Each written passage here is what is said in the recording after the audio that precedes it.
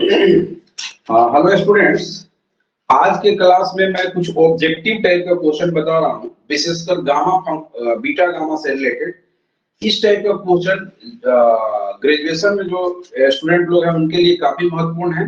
साथ ही साथ जो हायर लेवल का तैयारी खासकर पीजीटी टीईटी लेवल का कर रहे हैं या नगर पालिका का, उनके लिए भी काफी महत्वपूर्ण है।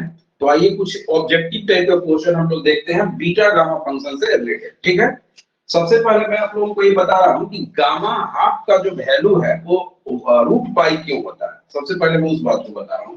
तो देखिए, एक फार्मूला हम लोगों ने प्रीवियस क्लास में आप देखेंगे तो एक फार्मूला मैंने डिराइव किया था। Gamma half gamma sorry gamma n gamma 1 minus n का जो वैल्यू होता है वो आपका पाई बटा में साइन एन पाई होता है। ठीक है ना, ये चीज मैंने आपको प्रीवियस वीडियो में बताया था। तो यहाँ एक फार्मूला आता है बीटा गामा का जो वैल्यू होता है ये पाई बटा में साइन एन पाई होता है, और हम लोग इसी पर बेस्ड जो है वो गामा हाफ का वैल्यू निकालेंगे। इस फार्मूला को आप याद रखेंगे, डायरेक्ट भी पूछा जा सकता है आपको। Gamma n gamma 1 minus n का वैल्यू जो होता है इनटू में gamma n into gamma 1 minus n equal to pi बटा में साइन एन पाई होता है। अब हम लोग इसमें क्या करेंगे, एन के जगह दोनों तरफ हाफ रख देंगे। तो इसमें हम लोग पुट कर दे रहे हैं, put n equal to half. ठीक है, देन वी गेट, देखिए हम लोग क्या इसमें पाएंगे, n का वैल्यू मैंने हाफ रख दिया दोनों तरफ, तो ये मेरा हो जाएगा गामा हाफ, यहाँ gamma 1 minus half equal to pi बटा में साइन हाफ पाई हो जाएगा। ठीक है, ये हो गया साइन n के जगह हाफ इनटू पाई। इसको अगर हम लोग आगे सिंपलीफाई करें तो ये गामा हाफ हो गया, गामा हाफ फिर से हो जाएगा क्योंकि 1 में हाफ जाएगा, 1 में हाफ जाएगा तो हाफ हो जाएगा। और इसको आप थोड़ा क्लियर ढंग से लिख दीजिए, साइन पाई बटा में साइन पाई बाय 2, क्योंकि हाफ इनटू पाई है दैट मींस पाई बाय 2 है। ये सेम चीज दो बार आ गया प्रोडक्ट में, सेम चीज प्रोडक्ट में दो बार आ गया, तो इसको आप गामा हाफ का होल स्क्वायर लिख सकते हैं, जो कि पाई बटा में 1 आ गया क्योंकि नीचे sin 90 जिसका वैल्यू 1 होगा।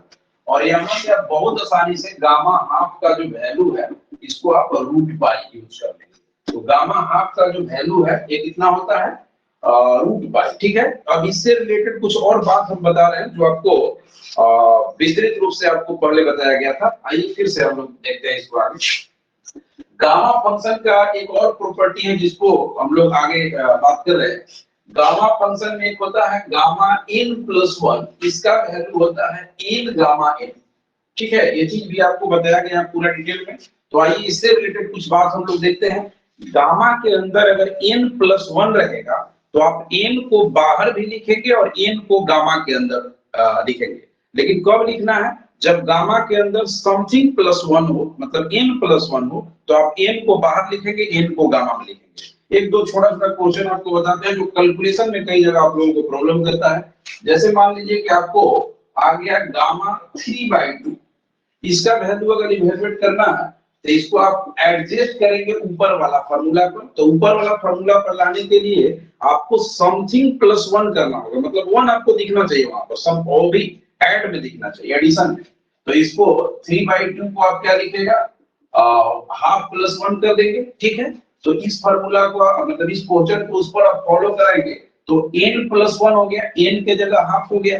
अब आप इसको क्या करेंगे, n बाहर भी जाएगा, n गामा में जाएगा अकॉर्डिंग टू दैट फार्मूला। ठीक है, और ये वैल्यू आपके पास हो जाएगा हाफ, और इसको आप लिख देंगे रूट पाई। दैट मींस कि गामा 3/2 का वैल्यू होगा हाफ रूट पाई। ठीक है, नेक्स्ट एग्जांपल हम लोग लिख रहे हैं, गामा अगर 5/2 का वैल्यू अगर आपसे कहीं पूछ दिया जाए, ठीक है, तो उस समय आप क्या करेंगे, हर बार वही समथिंग प्लस 1 वाला कांसेप्ट को अप्लाई करेंगे। ये हो गया गामा के अंदर 3/2 प्लस 1, इसको आप 3/2 को बाहर निकालेंगे और 3/2 गामा में होगा उस फार्मूला के आधार पर। फिर उसके बाद आप क्या करेंगे, 3/2 को जस्ट अभी मैंने बताया था लेकिन फिर से एक बार बता देते हैं। यहाँ पर आप 3/2 को एडजस्ट करेंगे हाफ प्लस 1, और ये वैल्यू हो जाएगा 3/2, और यहाँ पर फिर वही फार्मूला रिपीट होगा n प्लस 1 का, n प्लस 1 का तो कितना हो जाएगा n, और n गामा में हो जाएगा, और ये वैल्यू आपका हो गया 3/4, और गामा हाफ का वैल्यू मैंने कितना बताया है, √π। ठीक है। अच्छा, इसी से रिलेटेड एक और फार्मूला का जिक्र हम लोग कर रहे हैं कि गामा के अंदर अगर गामा n है तो इसको आप फैक्टोरियल n-1 कहेंगे, यानी गामा और फैक्टोरियल जो है एक दूसरे से रिलेटेड है। गामा और फैक्टोरियल एक दूसरे से रिलेटेड है, लेकिन ध्यान रखना है कि गामा जिस समय फ्रैक्शन में नहीं हो, फ्रैक्शन में हो तो एक फार्मूला लागू होगा, और वो क्या है, कंप्लीट इंटीजर में हो, भी निगेटिव में नहीं होना चाहिए। ये जो n जो होना चाहिए, गामा और फैक्टोरियल में रिलेशन कब डेवलप होता है, जिस समय गामा फ्रैक्शन में नहीं हो, कंप्लीट इंटीजर में हो, और वो भी माइनस नहीं होना चाहिए। ठीक है। तो गामा n को आप लिख सकते हैं डायरेक्ट फैक्टोरियल n-1, और फैक्टोरियल से आपको बहुत पहले से परिचित है, 11th क्लास से आप लोग फैक्टोरियल के विषय में जान रहे हैं। आइए देखते हैं इससे रिलेटेड। अगर आपको गामा 5 का वैल्यू निकालना है, इसको बहुत थोड़ा सा इसका लिमिटेशन लिख देते हैं, कहां ये कारगर होगा, एक सेकंड के लिए वेयर लिख देते हैं कि n जो होना चाहिए एक इंटीजर होना चाहिए, वो भी कैसा इंटीजर, पॉजिटिव इंटीजर होना चाहिए। n जो है पॉजिटिव इंटीजर होना चाहिए, साथ ही साथ n का वैल्यू 0 से बड़ा होना चाहिए। ठीक है ना। और पॉजिटिव इंटीजर का मतलब ये हो गया, इसको नहीं भी लिखेंगे तब भी चलेगा, कोई इंटीजर पॉजिटिव इंटीजर होना चाहिए। ठीक है। अच्छा, अब आइए इस पर एग्जांपल हम लोग देख लेते हैं। जैसे मान लीजिए कि आपके पास गामा 5 है, जिसको आप फैक्टोरियल 4 लिख देंगे, जिसका वैल्यू 24 हो जाएगा। इसी प्रकार से अगर मान लीजिए गामा 6 हो गया, गामा 6 है तो इसको आप फैक्टोरियल 5 लिख देंगे, और ये वैल्यू आपका 120 हो जाएगा। इसी प्रकार से अगर गामा मान लीजिए आपका 4 है तो इसको फैक्टोरियल 3 लिखेंगे जो 6 होगा। इसी प्रकार से अगर गामा 1 है तो फैक्टोरियल 0 होगा जो कि 1 होगा। तो इस प्रकार से काफी छोटा-छोटा बात मैंने बताया, और ये सब आप लोगों के लिए काफी महत्वपूर्ण है।